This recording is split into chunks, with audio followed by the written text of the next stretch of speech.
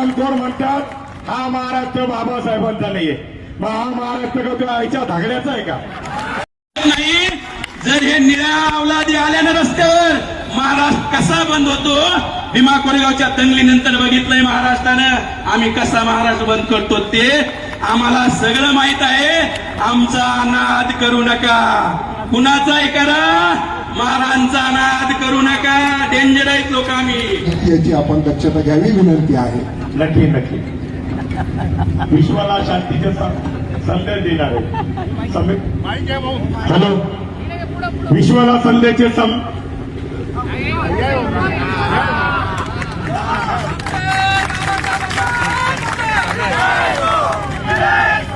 तुमचे आमचे उद्धार करते विश्वरत्न परमपूज्य डॉक्टर बाबासाहेब आंबेडकर या तमाम महापुरुषाला तिवार वंदन करतो. आधीच मला आयोजकांनी सांगितलं जास्त काही बोलू नका. या ठिकाणी माझे बंधू सिद्धार्थ शिंगारे या उपवर्गीकरणावर ते बोलतील, पण मी थोडंच बोलतो, जास्त बोलणार नाही, जास्त वेळ नाहीये. सिल्लोडमध्ये या मोर्चाच्या माध्यमातून आयोजकांनी मला बोलवलं, त्यांचं मनापासून धन्यवाद. मुळात पहिली गोष्ट, मातंग समाज आमचा लायला भाऊ आहे. आम्ही त्यांना बोलणार नाही, पण त्यांच्यामधले काही काळे रानडुकरे ते जास्तच बरोबर करतात. ते हरामखोर म्हणतात हा महाराष्ट्र बाबासाहेबांचा नाहीये, मग हा महाराष्ट्र का तुझ्या आईच्या धागड्याचा आहे का? कोणाचा आहे? आणि तिच्यातला तो एक संजय इचे, तो दादरला आझाद मैदानमध्ये म्हणतो हा आम्ही बाबासाहेबाला मानत नाही. अरे भाडगाव, तू बाबासाहेबाला मानत नाही, तुझा बाप बी बाबासाहेबाला मानतो. लक्षात ठेवलं पाहिजे. या उपवर्गीकरणाला आमचा जाहीरपणे विरोध आहे. मान्यवरांना मला बोलू दिलं, त्यांचे आभार. जास्त काय बोलायचं होतं त्यांनी सांगितलं, जास्त काय बोलू नका. धन्यवाद. डाव असा होता, आपल्या विरोधामध्ये 58 जाती उभा करायच्या, पण महाराणी डाव पलटीला. सरकारच्या विरोधात 58 जाती आपण उभा केल्या. आम्ही ते लोक आहोत.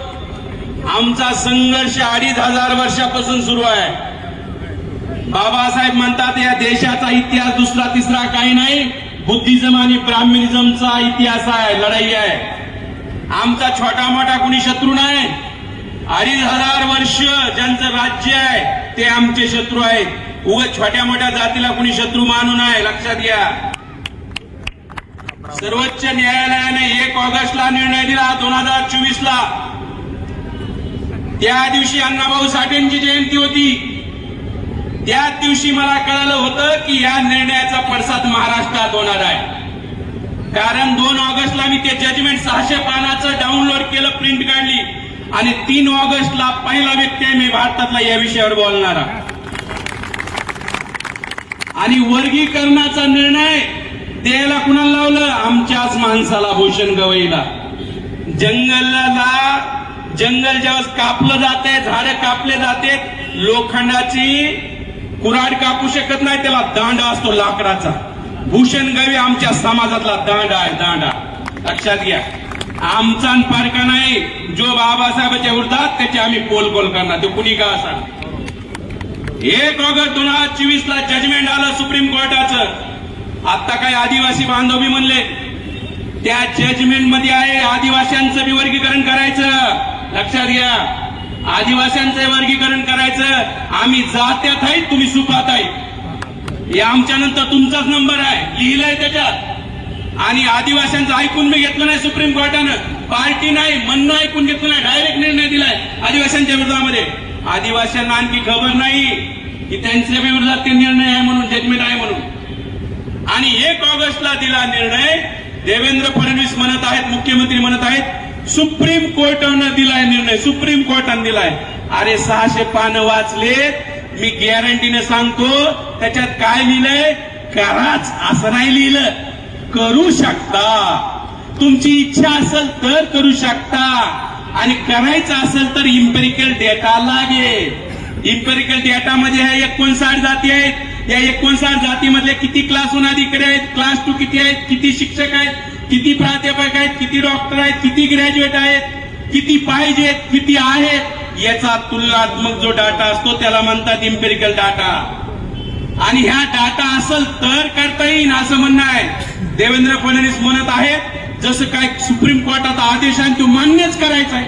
मग माझा प्रश्न आहे, उत्तर प्रदेशमध्ये वर्गीकरण का सुरू नाही?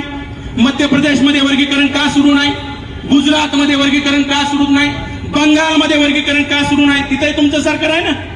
जर सर्वोच्च न्यायालयाचा निर्णय कंपल्सरी आहे तर या राज्यामध्ये का नाही वर्गीकरण सुरू? त्या इथंच का सुरू आहे? कारण हा निर्णय महाराष्ट्रासाठी घेतलेला निर्णय आहे, भूषण गवईच्या मार्फत घेतलेला निर्णय आहे, अण्णाभाऊ साठेंच्या जयंतीदिनी निर्णय घेतलेला आहे. त्यामुळं देवेंद्र फडणवीस म्हणतात की येणाऱ्या 2 ते 3 महिन्यात आम्ही लागू करू. 2 ते 3 महिन्याचा अर्थ काय माहितीये का? ऑगस्ट मध्ये लागू करू. ऑगस्ट मध्ये म्हणजे 1 ऑगस्टला. लक्षात घ्या, हे भांडण लावायचा कार्यक्रम आहे आणि सरकार प्रायोजित भांडणं आहेत. सरकार मधलेच लोक याला शक्ती देत आहेत, ताकद देत आहेत. आता देवेंद्र फडणवीस असं करत आहेत. ते उपमुख्यमंत्री आहेत एकनाथ शिंदे. 2024 ला निर्णय आला ना, 1 ऑगस्ट 2024 ला, आणि बार्टीचा अहवाल 2023 ला आलाय. 1 महिना 1 वर्ष अगोदर, म्हणजे सर्वोच्च न्यायालयाचा निर्णय येण्या अगोदर एकनाथ शिंदेनं वर्गीकरणाची प्रक्रिया सुरू केलेली होती. त्यामुळे देवेंद्र फडणवीस एकटे दोषी नाहीत, त्याच्या सोबतचा हा काळूबाळूची जोडी आहे, एकनाथ शिंदे दोषी. लक्षात घ्या, त्यांनी हा 2023 ला बार्टीची मिटिंग घेऊन अहवाल बनवायला लावला. तो बार्टीचा रिपोर्ट आहे माझ्याकडे, आणि त्यांना सांगितलं की कडक करा म्हणून. कडक केलं पाहिजे. आता आमच्या काही नेत्यांनी सांगितलं, आपल्या मोठ्या नेत्यांनी म्हणलं की जर वर्गीकरण करायचं असेल तर संख्येनुसार करा. मग आम्ही लॉंग मार्च काढला होता, बीड पासून 17 दिवस पायी चालत होतो. आमच्या लॉंग मार्च मध्ये भाषणात खाली कमेंट यायला लागल्या, तुमच्या नेत्याचं समर्थन आहे, तुमच्या नेत्याचं समर्थन आहे. मग म्हणलं आम्हाला इसकाटून सांगावं लागेल नेत्याचं समर्थन आहे म्हणजे काय आहे. जर वर्गीकरण संख्येनुसार केलं, 59 जाती आहेत. 59 जातीची जी संख्या जर मोजली, 2011ची जनगणनेचा रिपोर्ट आहे माझ्याकडे, संख्येनुसार दिलं तर महारांना भेटतंय 8.5%, मातंगांना भेटतंय 2%. संख्या आहे तेवढी 2%. चर्मकार आणि ढोल बांधवांना भेटतंय 1.5%, संख्या आहे 1.5%. आणि राहिलेल्या 55 जातीची संख्या 1% बी नाही, त्यांना आरक्षण भेटतंय 1%. आता मला सांगा, 55 जातीला 1% दिलं, जे आज 13% खेळायला लागल्यात त्या 1% बंदिस्त होतील, म्हणजे 55 जातीचं नुकसान आहे. ढोर आणि चांबा जे 13% खेळायला लागले ते 1.5% बंदिस्त होतील. 55 आणि 2 57 जातीचं नुकसान आहे. आणि मातंग बांधव म्हणत जरी किती जरी असला तरी माझी ही विनंती आहे बाबा, पंजाबमध्ये वर्गीकरण झाले 1975 ला, ते संख्येनुसार झालंय. हरियाणामध्ये वर्गीकरण झालंय, संख्येनुसार झालंय. आंध्रामध्ये वर्गीकरण झालंय, संख्येनुसार झालंय. तेलंगणामध्ये वर्गीकरण झालंय, संख्येनुसार झालंय. तमिळनाडूमध्ये वर्गीकरण झालेलं आहे, संख्येनुसार झालेलं आहे. फक्त कर्नाटकमध्ये 1%चा फरक आहे, नाही तर 5 राज्यामध्ये संख्येनुसार वर्गीकरण झालंय. आणि जर मग संख्येनुसार झालं तर मातंग बांधवाला मिळतंय 2%. म्हणजे मातंग बांधवाचंही नुकसान आहे, जे 13% खेळायले 2% बंदिस्त होतील. मग फायदा कुणाचा आहे? फक्त महाराजांचा फायदा. आणि तुम्ही म्हणाल मग फायदा आहे तर विरोध कामून करायला आपण?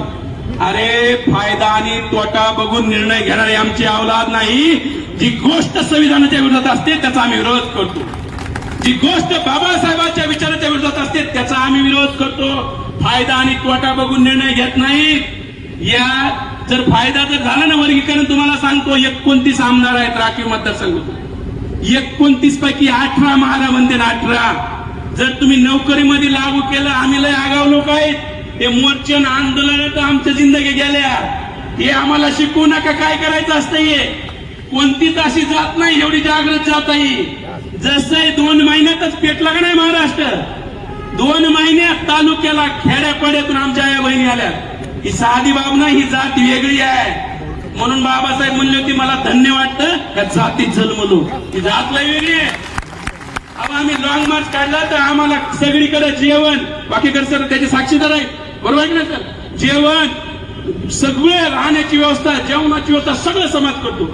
जे संघर्ष करतात पोरं त्यांच्या मागे समाज उभा राहतो.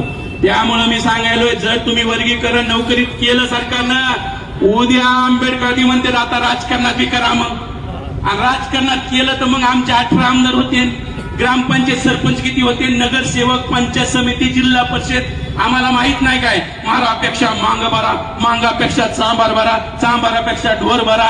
द्वारापेक्षा जंगम बरा तिकीट देताना आम्हाला थोडी देतात तुम्ही तिकीट त्याच्यापेक्षा कसा कोण बरा हे बघितलं जातं ही राजकारणाची असलीयत आहे आणि मग आम्ही जर राजकारणात माहित तर काय होईल घोळ होईल ना आम्ही विरोध यासाठी करायला लागलो आम्हाला जे आरक्षण मिळतं ते भारतीय संविधानाच्या 341 नुसार आदिवासींना 342 नुसार ओबीसींना 340 नुसार 341 मध्ये काना मात्रा एलांटी जरी बदलायची असेल तो अधिकार पार्लमेंटचा आहे संसदेचा आहे राज्याचा अधिकार नाहीये सुप्रीम कोर्टानं बदमाशगिरी केली काय बदमाशगिरी केली अरे कलेक्टरच्या ऑर्डर मध्ये बदल करायचा अधिकार तलाट्याला असतो का हे तर असं झालंय जी सूची जी लिस्ट आपली आहे शेड्यूल कास्टची ती राष्ट्रपतीच्या सहीनं पब्लिश होते राष्ट्रपतीनं आणि जर राष्ट्रपतीनं जी लिस्ट बनवली माझा सवाल आहे राज्य सरकारला कसं काय तुम्ही अधिकार द्यायला लागला हा निर्णय संविधानाच्या विरोधात जाऊन दिलेला आहे सुप्रीम कोर्टानं हा निर्णय संविधानाच्या विरोधात जाऊन दिला आहे आम्हाला लोकांना वाटतं सुप्रीम कोर्ट सुप्रीम आहे अरे बाबांनो सुप्रीम कोर्ट सुप्रीम नाही भारताचं संविधान सुप्रीम आहे अरे बाप आहे त्या सुप्रीम कोर्टाची निर्मिती कोणी केली भारतीय संविधानाने केली त्या सुप्रीम कोर्टाचा बाप आहे भारताचं संविधान त्यामुळे सुप्रीम कोर्ट म्हणलं म्हणजे लय खरं असतंय अशा भरमात राहू नका 1973 पर्यंत 1950 ला संविधान लागू झालं 1973 पर्यंत सुप्रीम कोर्ट काय म्हणायचं माहित आहे जे प्रिएम्बल आहे संविधानाचं जे पहिलं पान आहे प्रिएम्बल हे संविधानाचा भागच नाही म्हणायचं 23 वर्ष लागली 23 वर्ष लागले की त्यांना म्हणायला की हे संविधानाचा भाग आहे त्यामुळे सुप्रीम कोर्ट म्हणलं आणि ते फायनल असतंय त्या भ्रमात राहू नका बाबासाहेबांना ज्यावेळी 341 आर्टिकल बनलं होतं यासाठी बनलं होतं बाबासाहेबांना अधिकार केंद्राला दिला पार्लमेंटला दिला एखादी जात एससी टाकायचा अधिकार पार्लमेंटचा आहे एखादी जात एससीतून काढायचा अधिकार पार्लमेंटचा आहे वर्गीकरण करण्याचा अधिकार पार्लमेंटचा आहे बाबासाहेबांना माहित होतं की राज्य सरकार बदमाश लोकांच्या हाती जातील आणि हे लोक याचा दुरुपयोग करतील दुरुपयोग होऊ नये म्हणून बाबासाहेबांनी ही तरतूद केली आणि बाबासाहेबांच्या तरतुदीला डावलून सुप्रीम कोर्टानं हा निर्णय दिला म्हणून हे आर्टिकल 341 उल्लंघन आहे संविधानाचं उल्लंघन आहे म्हणून आम्ही त्यांच्या विरोधात लक्षात घ्या दुसरी बाब बदर कमिशन बसवलं घाईमध्ये बसवलं आज मी माहिती अधिकाऱ्याकडे आम्हाला माहिती आली माहिती काय आली हा आनंद बदरनं जे महाराष्ट्रभर फिरला 27 लाखाचे बिलं काढलेत त्यांनी बार्टीकडून 27 लाखाचे माझा प्रश्न आहे हा बदर महाराष्ट्रात फिरला तुमच्या सिल्लोडमध्ये आलाय का बदर तुम्ही हे आपल्या संभाजीनगरमध्ये आलता का कधी बदरचा फोटो बघितलाय का कुणी बदरचा एखादा व्हिडिओ आहे का अरे 27 लाख कशावर खर्चिले अनिल कपूरचा जो मिस्टर इंडिया पिक्चर आहे त्याने बघितला असेल आणि ते घड्याळ घेऊन आला होता काय गायब होऊन फिरला काय महाराष्ट्रात या बदर सारखा थर्ड क्लास अहवाल बनलेला नसेल आम्ही म्हणालो जाहीर करा सरकार जाहीर करी नाही माझं परत मातंग बांधवांना आव्हान आहे लक्षात घ्या तुम्हाला सरकार गुमराह करायले जर सरकारला मातंग समाजाचं कल्याण करायचं असेल तर बदर समितीला चांगलं काम करायला लावलं असतं 59 जातीचा डाटा गोळा करायला लावला असतं देवेंद्र फडणवीसांनी तसं नाही सांगितलं काही न करून थर्ड क्लास अहवाल दी ज्या दिवशी अहवाल पब्लिश होईल दुसऱ्या दिवशी आपण कोर्टात जाणार आणि त्याच्यावर स्टे आणणार आणि मग फडणवीस म्हणणार मला तर द्यायचंच होतं बघा महाराष्ट्र कोर्टात घे हे मातंगासोबत षडयंत्र सुरू आहे देवेंद्र फडणवीसचा आम्ही म्हणलंच नाही ईमेल आयडी द्या आम्हाला सूचना द्यायच्यात आम्ही म्हणलंच नाही सरकारनंच ईमेल आयडी दिला 15 एप्रिल सांगितली ज्या दिवशी आपली जयंतीत व्यस्त आहेत मग आपल्या लोकांमध्ये गडबड झाली काहीतरी घोळ आहे 1 लाख मेल गेले त्याच्यातले 85,000 आपण पाठवलेत 85,000 वर्गीकरण नको म्हणून देवेंद्र फडणवीसांना माहित नाही का की महाराजचा हुशार आहेत शिक्षित आहेत मोबाईल यांच्याकडे आहेत हे पटापट मेल करते आणि मेल करते मग आता देवेंद्र फडणवीस आता म्हणतायत की जेवढ्या सूचना आल्या त्या 1 लाख सूचनांचा आम्ही निपटारा करू म्हणजे काय 85,000 म्हणायला नका देऊ मग आता देता येणार नाही तुम्हाला महाराज म्हणायला लागले नका देऊ